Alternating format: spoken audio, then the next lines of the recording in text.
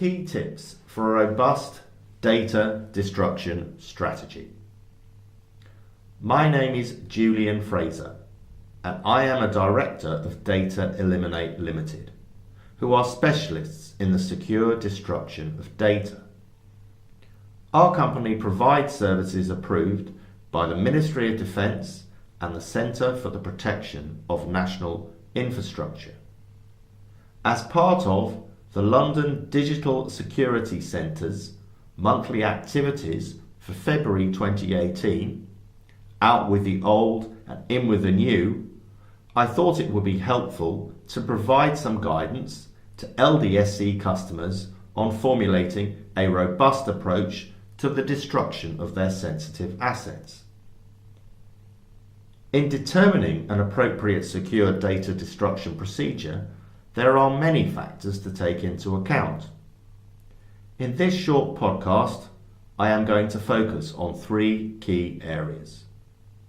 These are the tracking of the destruction process, methods of destruction, and the verification of the destruction process.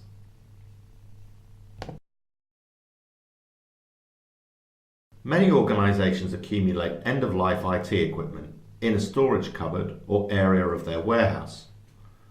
Over time, a pile of equipment grows in size and the array of assets which it comprises expands.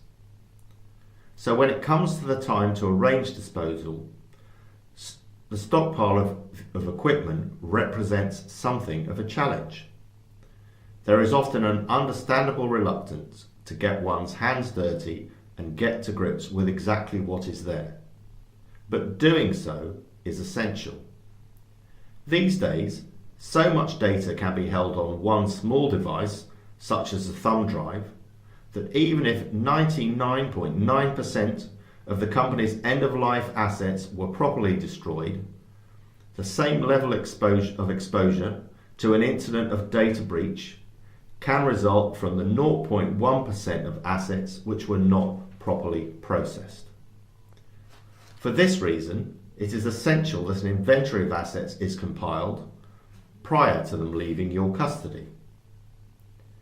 This should comprise, as a minimum, the make, model and serial number of each asset, and include a customer asset code where applicable. As part of doing this, it is even more important to identify the component parts within each asset which actually hold sensitive data.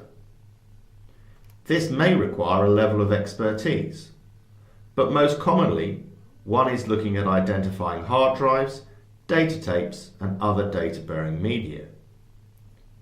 If the data-bearing media was housed in a larger carcass, such as a PC base unit, then the provenance of the media should also be recorded. Reputable data destruction companies, such as DataEliminate, will offer professional indemnity cover, warranting that the data on the assets listed on the certificate of destruction they provide has been irrevocably destroyed. They will also offer an inventory cataloguing service to record the details of the assets which the customer has for disposal. Methods of destruction. In broad terms, data destruction methods fall into 2 types. The first being those which ensure that a data-bearing device such as a hard drive can never be used again. The second involves the overwriting of the device with specialist software which removes all data so that the device can be used again. The surest way to destroy data on a device is to physically destroy the device itself.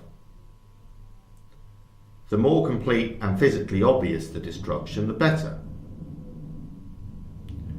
For example, even people with no computer knowledge can appreciate that if a hard drive is shredded to cornflake-sized pieces, then it is not going to be possible for any data to be retrieved from those particles. Damaging the device, such as by punching a hole through it, bending it to an L shape, or drilling holes in it, can be an effective method of destruction, but carries a level of risk. This is because in order to obtain data from the device, one would need to reconstruct it.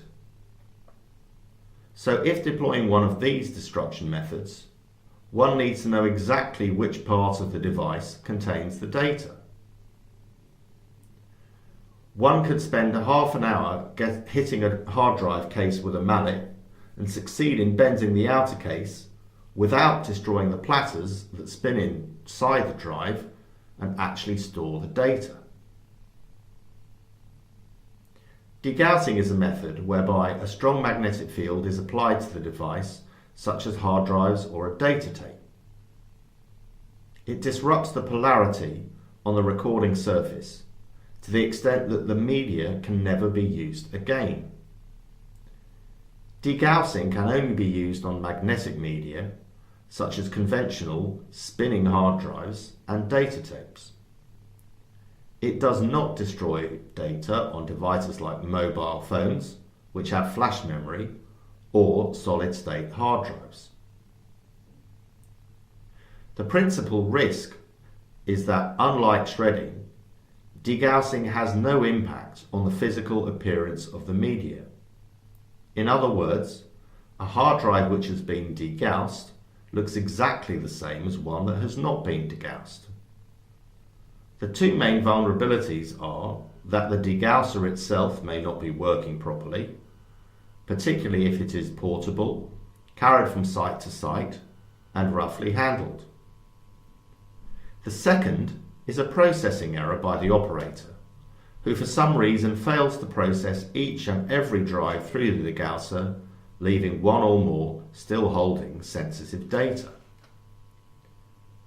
To a point, software overwriting is subject to similar risks, in the sense that most software overwriting is done off-site, away from the supervision of the customer, and the customer is relying on the integrity of process and absence of human error to ensure that each data-bearing media is properly processed. On top of this is the argument that the potential reuse of an overwritten hard drive exposes the initial owner of the asset to a risk which simply does not exist if that asset is physically destroyed by shredding. The third consideration is verification of destruction, which transcends the tracking of the destruction process and the methods of destruction. The fact is that once assets leave the custody of their owner, the risk of data loss increases significantly once they are in the possession of a third party. For this reason, it is preferable that the customer's own staff either supervise the preparation of the asset inventory in person or do it themselves.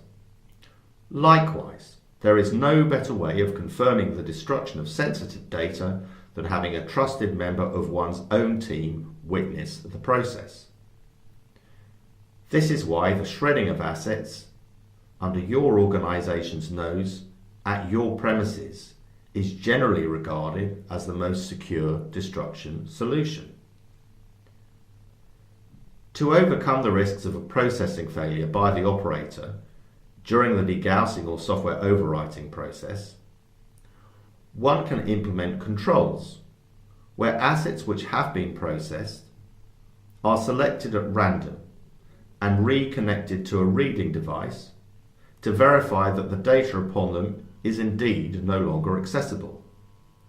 Again, this is best carried out at your own premises, rather than relying on third-party reports from a remote location. I hope that this short podcast has provided some helpful insights into keeping your organisation safe from an incident of data breach in relation to the disposal of end-of-life assets. For more information, please visit www.DataEliminate.com or contact me, Julian Fraser, on 0345 1234 400. That's 0345 1234 400, or by email to julian.fraser@dataeliminate.com. Thank you for listening, and goodbye.